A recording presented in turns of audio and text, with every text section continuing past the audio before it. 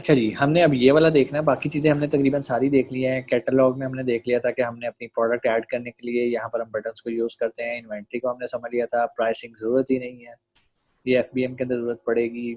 Order management, बाकी एक चीज़ याद रखिएगा, ज़िंदगी में जब भी कोई नई चीज़ आए, ये सर्च का बटन है, इसमें आपने सर्च करनी है, आपको सारी मिल जाएंगी। ये ऐप एंड सर्विसेज कभी मैंने इसको यूज़ नहीं किया, लेकिन पिछले दिनों मैंने इसे यूज़ किया कि मैं सीखने पर्पज़ के लिए। ये है कि ऑफिशियल मोबाइल ऐप, आप चाहें तो अपनी एक, आपका जब बिज़नेस बहुत अरबों खरबों पे चला जाता है तो आप क्या करते हैं, आप एक मोबाइल ऐप बनवा लेते हैं अमेज़न से, ठीक है? जो उसके पास ऑलरेडी ऐप्स पड़ी होती हैं, आप उसको भी यूज़ कर सकते हैं।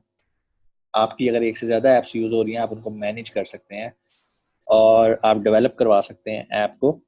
सबसे जो अहम मुझे इनमें लगता है ना, वो होता है एक्सप्लोर सर्विसेज।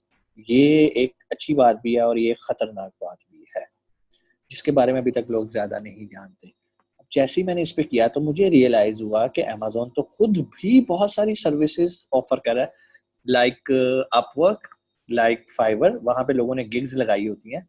इसी तरह मैं यहाँ से अमेज़न के प्लेटफ़ॉर्म से सर्विसेज ले सकता हूँ। कौन-कौन सी सर्विसेज ले सकता हूँ, ये देख लें।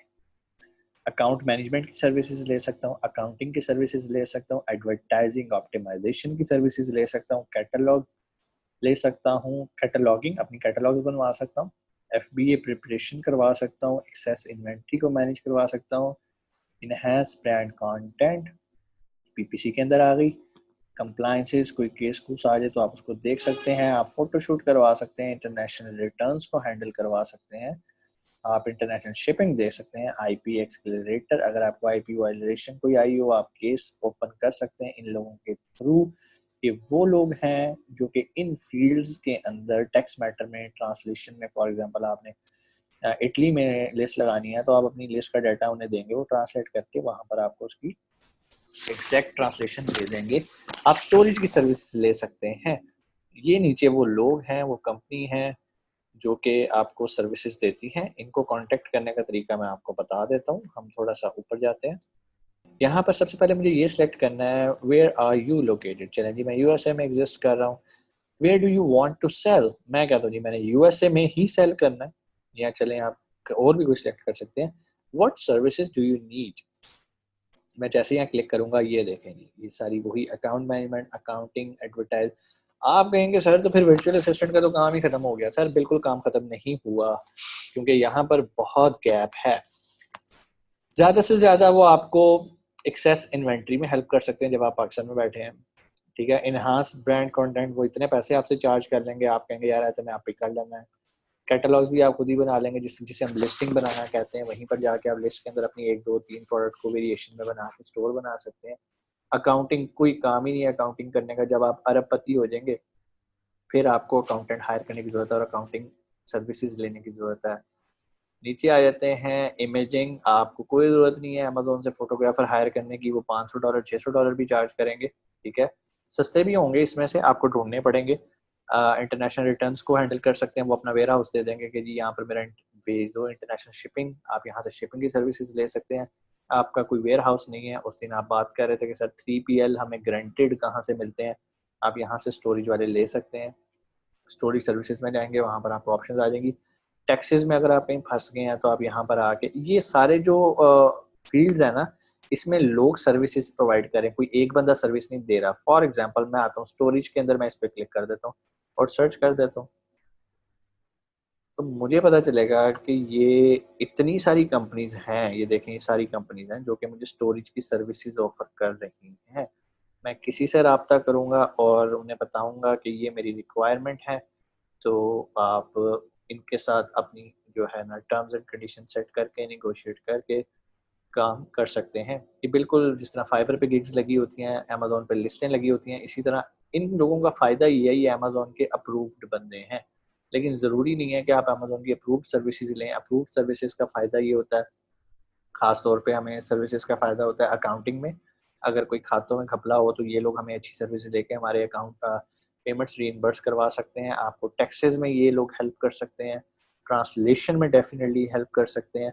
बाकी मेरा ख्याल है ना यहाँ पे कोई बंदा प्रोडक्ट हंटिंग की सर्विसेज दे रहा है, ना ही कोई बंदा जो है वो आपको प्रोडक्ट सोर्सिंग की सर्विसेज दे रहा है। इतना बड़ा गैप है।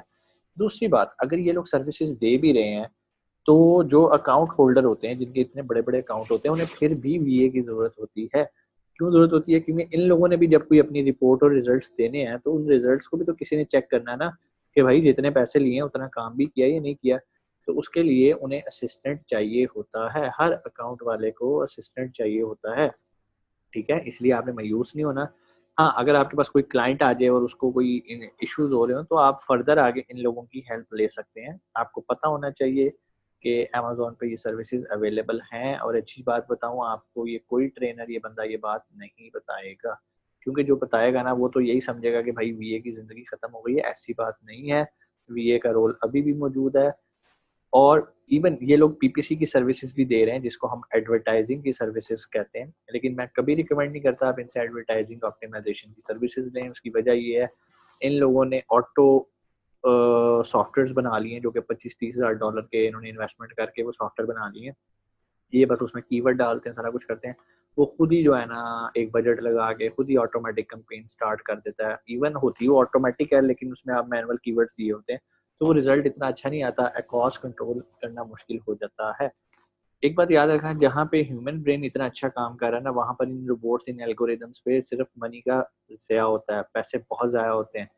अब मिसाल देता हूँ, प्रोडक्ट हंट कोई भी सॉफ्टवेयर नहीं करके दे सकता। इवन आपको हीलियम के अंदर हमने देखा था ना कि हम कैसे आइडिया लेते हैं कि कैसे हम न्यू प्रोडक्ट हंट कर सकते हैं, लेकिन वो सिर्फ आइडियाज होते हैं, एग्जैक्ट नहीं होती। वो आपकी इंटेलिजेंस होती है, आपने निकालना है। फिर प्रोडक्ट सोर्सिंग है, सोर्स आपने ढूंढना है, आपको कम्युनिकेट करना है। फिर प्रोडक्ट डेवलपमेंट है, आपने सैम्पलिंग करवानी है, डिजाइनिंग करवानी है, इनोवेशन करवानी है।